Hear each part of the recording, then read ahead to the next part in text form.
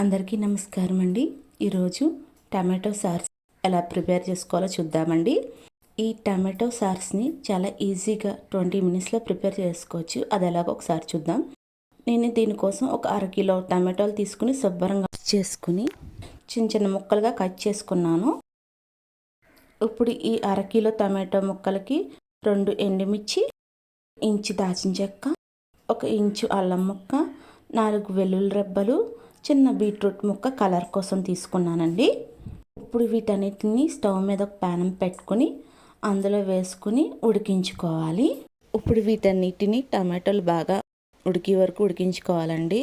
అలాగే ఇందులో ఎండుమిర్చి, కర్ణాటక ఎండుమిర్చి అంటారు కదండి, అవి వేసుకుంటే మనకి టేస్ట్ ఇంకా బాగుంటుంది. అలాగే ఒక 1/2 స్పూను సాల్ట్ యాడ్ చేసుకోవాలండి. ఒకసారి వీటన్నిటిని బాగా కలుపుకొని ఉడికించుకోవాలి. కలర్ కోసం మీరు ఫుడ్ కలర్ వాడినా పర్లేదు, బీట్రూట్ ఇష్టం లేని వాళ్ళు. టమాటోలోంచి వాటర్ వచ్చినాయి కదండి, ఈ వాటర్ అన్నీ ఎగిరిపోయే వరకు ఉడికించుకోవాలి. ఒక 2 మినిట్స్లో టమాటో మొత్తం ఉడికిపోద్ది. 2 మినిట్స్లో టమాటో మొత్తం ఉడికిపోయిందండి. ఇప్పుడు వీటిని బాగా చల్లారనివ్వాలి. చల్లారినాక మిక్సీ జార్లో వేసుకుని మెత్తని పేస్ట్ లాగా ఆడుకోవాలండి. చూసారు కదండి, ఇలా మెత్తగా ఉండాలన్నమాట. ఇప్పుడు దీన్ని ఒకసారి వడగట్టుకోవాలండి.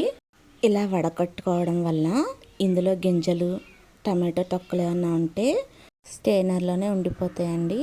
ఇప్పుడు టమాటో ప్యూరీ మొత్తం వడగట్టుకున్నాక ఇప్పుడు ప్యాన్ తీసుకుని స్టవ్ మీద పెట్టుకుని ఈ టమాటో ప్యూరీ మొత్తం అందులో వేసుకుని ఉడికించుకోవాలండి. థిక్గా అయ్యే వరకు ఉడికించుకోవాలి. నేను ఒక టీ గ్లాసులో సగం వాటర్ పోసుకున్నాను, 4 స్పూన్లు వాటర్. ఇప్పుడు ఇందులో ఒక అరకప్పు వరకు బెల్లం కానీ పంచదార కానీ వేసుకోవాలి, ఒక 50 గ్రామ్స్. నేను ఇక్కడ బెల్లం వేసానండి, మీరు కావాలంటే పంచదార వేసుకోవచ్చు.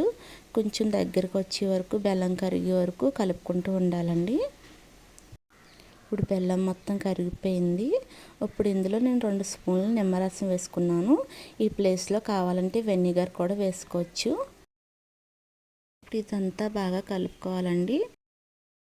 టమాటో సాస్ ఇలా న్యాచురల్గా కెమికల్ ఫ్రీగా చేసుకుంటే చిన్నపిల్లలకైనా వాడొచ్చని నేను ఇలా చేస్తున్నానండి. టమాటో సాస్ మొత్తం దగ్గరికంతా వచ్చేయాలండి, థిక్గా అయిపోవాలన్నమాట.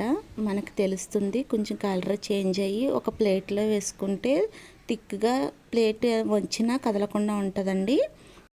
థిక్గా ఈ వరకు ఉడికించుకోవాలండి. ఇప్పుడు టమాటో సాస్ రెడీ అయిపోయింది. ఇప్పుడు స్టవ్ ఆఫ్ చేసుకుని పూర్తిగా చల్లారినాక ఒక ఎయిర్ టైట్ కంటైనర్లో స్టోర్ చేసుకుంటే మనకి వారం నుంచి 10 రోజుల వరకు నిల్వ ఉంటుంది. మీకు కనుక ఈ వీడియో నచ్చితే ప్లీజ్ సబ్స్క్రైబ్ చేసుకోండి. Thank you for watching.